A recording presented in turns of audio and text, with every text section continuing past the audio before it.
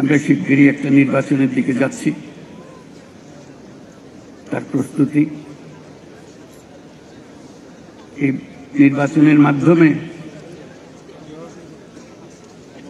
আমরা নতুন বাংলাদেশের পথে যাত্রা করব, সেটি আমাদের স্বপ্ন। এই নির্বাচন যেন সর্বাঙ্গ সুন্দর হয়, আনন্দমুখর হয়, উৎসব মুখর হয় এবং আমাদেরকে সেই যাত্রাপথে সুন্দরভাবে রওনা করে দিতে পারে, সেটার জন্য আমরা সবাই মিলে চেষ্টা করব। সশস্ত্র বাহিনীর প্রিয় সদস্যবৃন্দ,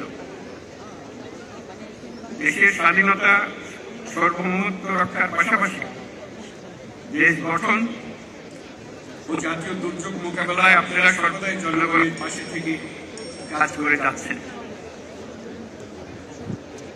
2024-এর ছাত্র জনতার অভ্যুত্থান ও চলমান দেশ পুনর্গঠন ও সংস্কারের কাজেও সশস্ত্র বাহিনী বরাবরের মতোই মানুষের পাশে দাঁড়িয়ে অব্যাহতভাবে দেশের মানুষের আস্থার প্রতিদান দিয়ে যাচ্ছে। আমি বিশ্বাস করি গণতান্ত্রিক ও নিয়মতান্ত্রিক নেতৃত্বের প্রতি অনুগত বাংলাদেশ সশস্ত্র বাহিনী তাদের পেশাগত দক্ষতা ও দেশপ্রেমের সমন্বয়ে দেশের জন্য ত্যাগ ও তৎপরতার এই ধারাবাহিকতা অক্ষুণ্ণ রাখবে।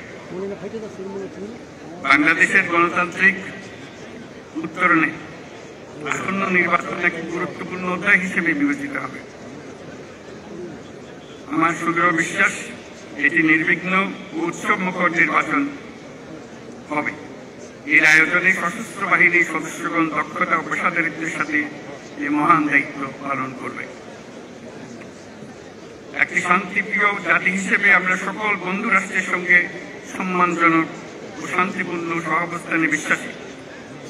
তথাপি যে কোনো আগ্রাসী ভবিষ্যতের আক্রমণ থেকে দেশের সার্বভৌমত্ব রক্ষার জন্য আমাদেরকে সদা প্রস্তুত ও সংকল্পবদ্ধভাবে থাকতে হবে।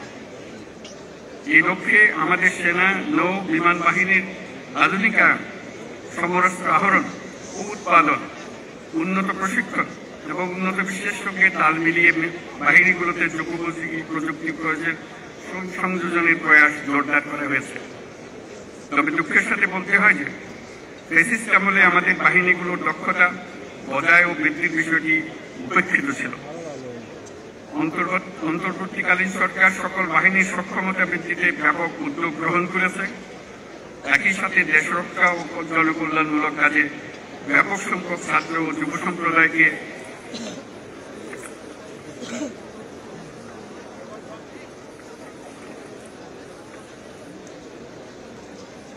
সম্পৃক্ত করার উদ্দেশ্যে বিএনসিসির কার্যক্রম বহুগুণ বৃদ্ধির নীতিগত সিদ্ধান্ত নেওয়া হয়েছে। আমাদের এইসব পদক্ষেপ দেশের প্রতিরক্ষা সক্ষমতাকে একটি নতুন পর্যায়ে উন্নীত করেছে।